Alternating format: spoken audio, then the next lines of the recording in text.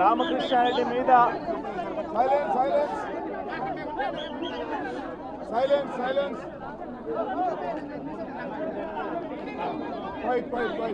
ఈరోజు పిన్నెల్లి రామకృష్ణారెడ్డి మీద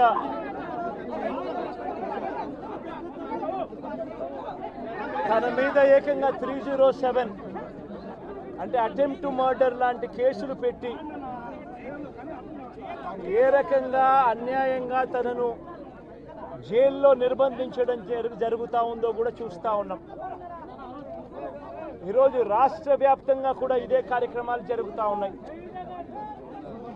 రాష్ట్ర వ్యాప్తంగా కూడా కేవలం తెలుగుదేశం పార్టీకి చంద్రబాబు నాయుడు గారికి ఓటు వేయలేదు అన్న ఒకే ఒక కారణంతో ఏకంగా ఆస్తులను ధ్వంసం చేస్తూ ఉన్నారు, దొంగ కేసులు పెడతా ఉన్నారు. వీళ్ళే కొడతారు, మళ్ళీ వీళ్ళే అటువైపున ఉన్న వారి మీద వాళ్ళు కొట్టారు అని చెప్పి కేసులు పెడతారు. ఇంతటి దారుణంగా ఈరోజు రాష్ట్రంలో పరిపాలన సాగిస్తూ ఉన్నారు. నేను అడుగుతా ఉన్నా, ఇదే గత 5 సంవత్సరాల కాలంలో వైఎస్ఆర్సీపీ పరిపాలనలో ఉండగా, వైఎస్ఆర్సీపీ ప్రభుత్వంలో ఉండగా అప్పుడు జగన్ ఏం చేశాడు? కులం చూడలేదు, మతం చూడలేదు, ప్రాంతం చూడలేదు, చివరికి ఏ పార్టీకి ఓటు వేశారన్నది కూడా చూడకుండా ప్రతి పథకము ప్రతి మనిషి కూడా అర్హత అన్నది మాత్రమే ప్రామాణికంగా తీసుకుని ప్రతి ఇంటికి డోర్ డెలివరీ చేసిన ప్రభుత్వం వైఎస్ఆర్సీపీ ప్రభుత్వందైతే, జగన్మోహన్ రెడ్డి ప్రభుత్వందైతే ఈరోజు కేవలం తెలుగుదేశం పార్టీకి ఓటు వేయలేదని, కేవలం చంద్రబాబు నాయుడు గారికి ఓటు వేయలేదని, కేవలం ఓటు వేయలేదన్న ఒక్క కారణంతో ఆస్తులు ధ్వంసం చేస్తూ ఉన్నారు, మనుషులను కొడతా ఉన్నారు, కొట్టి మరి కేసులు పెడతా ఉన్నారు. ఇంతటి అన్యాయంగా రాష్ట్రాన్ని రావణ కాష్టం చేస్తూ ఉన్నారు. రాజశేఖర రెడ్డి గారి విగ్రహాలను విరగొడతా ఉన్నారు, పగలగొడతా ఉన్నారు. ఇవన్నీ ఏదైతే చేస్తూ ఉన్నారో ఇవన్నీ కూడా శిశుపాలుని పాపాల మాదిరిగా ఇవన్నీ కూడా పాపాలు పండుతాయి. ప్రజాస్వామ్యంలో ఏదైనా కూడా ప్రజలకు మంచి చేసి ప్రజల గుండెల్లో స్థానం సంపాదించుకుని ప్రజల దగ్గరికి వెళ్ళి పలాని మంచి చేశాం కాబట్టి మాకు ఓటు వేయండి అని అడిగే పరిస్థితులు ఉండాలి తప్పనిచ్చి ఈ మాదిరిగా దౌర్జన్యాలు చేసి, ఈ మాదిరిగా అన్యాయమైన కేసులు బిగించి, ఈ మాదిరిగా ఆస్తులు ధ్వంసం చేసి, ఈ మాదిరిగా ఫియర్ సైకోసిస్ క్రియేట్ చేస్తూ రాజకీయాలు చేస్తే మాత్రం అది ఏ రోజు కూడా నిలబడే రాజకీయం కాదు. తాత్కాలిక మేలేదైనా జరుగుతుందేమో తప్పనిచ్చి తర్వాత ఓటు వేసేటప్పుడు మాత్రం ప్రజలు ఇవన్నీ కూడా ఖచ్చితంగా గుర్తుపెట్టుకొని లెక్క జమ చేసి చంద్రబాబు నాయుడు గారికి గట్టిగా బుద్ధి చెప్పే పరిస్థితులు రోజులు కూడా తొందరలోనే ఉన్నాయని కూడా ఈ సందర్భంగా చంద్రబాబు నాయుడు గారిలో మార్పు రావాలని సందర్భంగా కూడా తెలియజేస్తా ఉన్నా. నిజంగా ఇదే విషయానికి వస్తే ప్రజలు ఎందుకు నీకు ఓటేశారు చంద్రబాబు నాయుడు గారు అని చెప్పి ఫస్ట్ చంద్రబాబు నాయుడు ఆలోచన చేయాలి. ఒకవైపున వైఎస్ఆర్ కాంగ్రెస్ పార్టీ ప్రజల్లో వ్యతిరేకత వల్ల ఓడిపోలేదు, ప్రజలకు మంచి చేసి ప్రజలకు మంచి చేసి వైఎస్ఆర్ కాంగ్రెస్ పార్టీ ఓడిపోయింది. ఎందుకు ఓడిపోయింది అని అంటే చంద్రబాబు నాయుడు చేసిన మోసపూరిత హామీలకు ప్రజలు కాస్తో కూస్తో కొద్దిగా ఇదే ఆ 10% కాస్త అటువైపున షిఫ్ట్ అయ్యి చంద్రబాబు నాయుడు గారు అధికారంలోకి వచ్చిన పరిస్థితులు.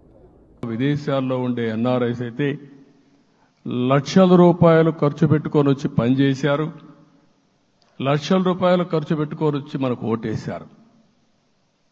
నా జీవితంలో ఎన్నోసార్లు ఎన్నికలు చూశాను, కానీ ఈసారి ఒక బాధ్యతతో ఓటర్స్ ప్రవర్తించిన తీరు శాశ్వతంగా తెలుగు జాతి చరిత్రలో మిగిలిపోతుంది. అది ఈరోజు జరిగిన విషయం మనం గుర్తుపెట్టుకోవాలి. మనందరం ఒకటే గుర్తుపెట్టుకోవాల్సిన అవసరం ఉంది. ఏ అహంకారంతో విర్రవీగిపోయారో ఆ అహంకారం కూలిపోయింది.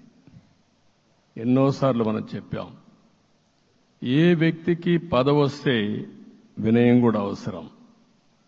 పదవి వచ్చిందని విర్రవీగిపోయి రేపనేది లేకుండా ఉంటుందనుకుంటే మాత్రం ఇదే జరిగే పరిస్థితి వస్తుంది. అయితే మీ అందరినీ నేను కోరేది ఒకటే, ఇవన్నీ ఒక కేస్ స్టడీగా మీరందరం స్టడీ చేసుకోవాల్సిన అవసరం ఉంది. ప్రజలు బూతులు మాట్లాడే నేతల్ని, అరాచక శక్తుల్ని, అవినీతి పరుల్ని చూశారు.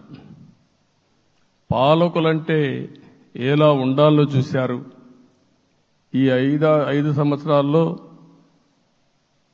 పాలకుడు ఎలాంటి వాడు వచ్చి అర్హత లేని వ్యక్తి ఏ విధంగా ఉన్నాడో చూశారంటే, ఈరోజు ఇచ్చిన తీర్పు ఈ 5 ఏళ్లు పరిపాలించినటువంటి వ్యక్తి యొక్క ప్రవర్తన చూసిన తర్వాత ఇలాంటి వ్యక్తి పాలనకు పనికిరాడనే ఉద్దేశంతో ఓట్లు చేసే పరిస్థితికి వచ్చారు.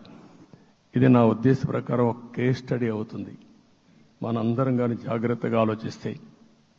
కానీ మనం కూడా అదే విధంగా కక్ష తీర్చుకోవాలి అని కానీ మనం ముందుకు పోతే మనకు కూడా సమస్య వస్తుంది. అదే సమయంలో ఒకటే చెప్తున్నా, తప్పు చేసిన వాడిని క్షమించి పూర్తిగా వదిలిపెడితే కూడా మళ్ళా అలవాటుగా మారుతుంది. తప్పు చేసిన వాళ్లకు శిక్ష పడవలసిన అవసరం ఉంది, చట్టపరంగా శిక్షించాల్సిన అవసరం ఉంది. అదే సమయంలో విధ్వంస రాజకీయాలు, కక్షా రాజకీయాలు కాకుండా ఇవన్నిటిని ప్రక్షాళన చేయాల్సిన అవసరం ఉందని చెప్పి కూడా నేను మీకు తెలియజేస్తున్నా. ఇంకొక పక్క 5 ఏళ్లలో ఎన్నో సంవత్సరాలు చూశాను కానీ కార్యకర్తలపైన దాడులు, హింసా రాజకీయాలు, అక్రమ కేసులు, వేధింపులు, కడాన సోషల్ యాక్టివిస్టులు కూడా ఇష్టానుసారంగా కేసులు పెట్టి హెరాస్ చేస్తే నిద్రపోకుండా వాళ్ళు కాపాడుకున్నాం. ఇంకొక పక్కన అన్ని పార్టీలకు 3 పార్టీలకు అనుభవం ఉంది.